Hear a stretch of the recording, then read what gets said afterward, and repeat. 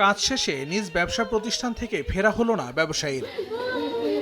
রোববার রাত 1:30টার দিকে নরসিংদীর রায়পুরায় দোকান বন্ধ করে বাড়ি ফিরছিলেন মুদি দোকানি মানিক মিয়া। পথে জঙ্গি শিবপুর এলাকায় পৌঁছালে তাকে কুপিয়ে হত্যা করে দুর্বৃত্তরা। খবর পেয়ে ঘটনাস্থল থেকে মরদেহ উদ্ধার করে সদর হাসপাতালের মর্গে পাঠায় পুলিশ। এ সময় একটি টর্চ লাইট, মোবাইল ও কিছু টাকা পাওয়া গেলেও হত্যায় ব্যবহৃত কোনো অস্ত্র উদ্ধার হয়নি। চুয়াডাঙ্গা পৌরসভায় এক নারীর মরদেহ উদ্ধার করা হয়েছে।